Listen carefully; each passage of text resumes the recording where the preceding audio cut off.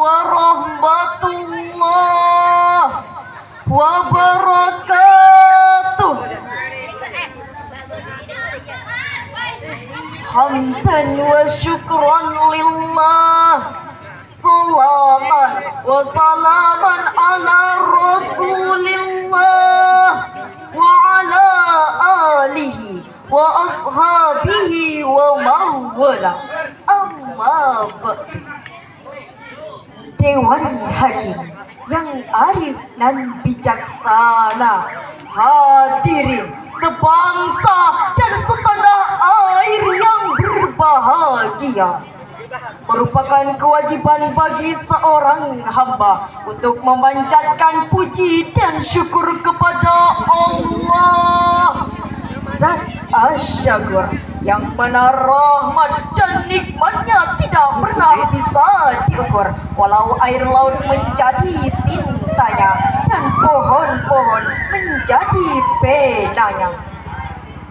Salawat beriring salam semoga senantiasa tercurah limpahkan kepada baginda Nabi Agung yang telah membebaskan kita dari tirani jahiliyah, dari berhala-berhala pembodohan dan serakah, sehingga menjadi pribadi yang bergelimang cahaya Allah dan menjadi insan yang soleh. Allahumma sholli ala Muhammad. Dewan Hakim yang kami muliakan, pada kesempatan dan momen yang berharga ini, izinkanlah saya untuk menyampaikan sebuah pidato yang berjudul Peranan Madrasah dalam Memperkuat Moral Bangsa. Hadirin sebangsa dan setanah air yang berbahagia, madrasah memiliki peran penting dalam memperkuat karakter moral anak bangsa, yang mana madrasah merupakan lembaga penyelenggara pendidikan yang berciri khas Islam, agar etika dan pengetahuan berjalan seiring bermesraan. Madrasah berusaha mengintegrasikan keduanya dengan formulasi yang sangat apik, sehingga madrasah tidak hanya mencetak kader-kader yang cerdas, tapi buta hati dan intuisi.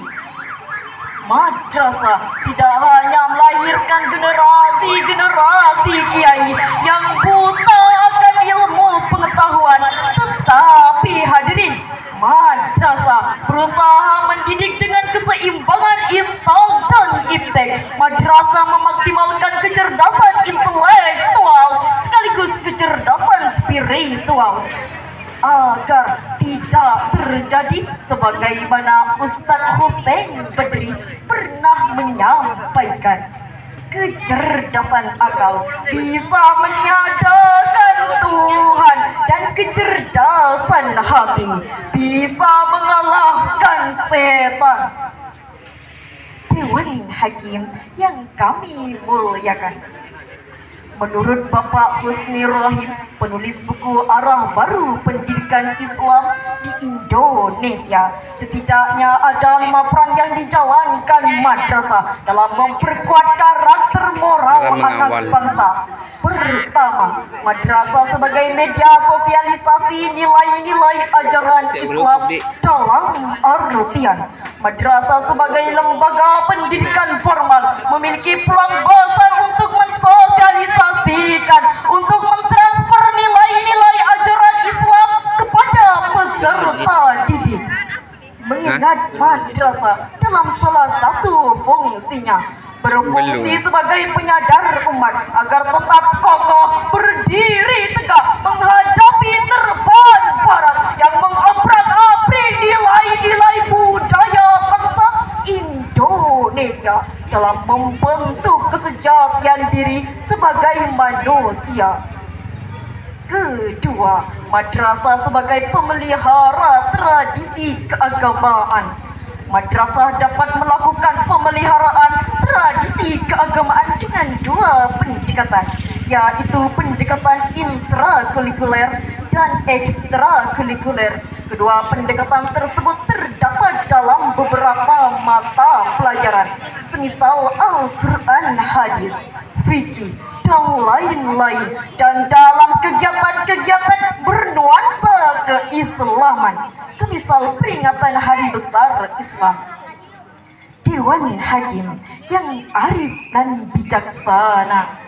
Peranan madrasah dalam memperkokoh karakter moral anak bangsa. Yang ketiga, yaitu membentuk akhlak dan kepribadian yang berasaskan Islam, sebagaimana Nabi Muhammad bersabda, "Innama bu'istu liutammima makarimal akhlak." Tujuan diutusnya Nabi Muhammad hanya untuk menyempurnakan akhlak yang baik.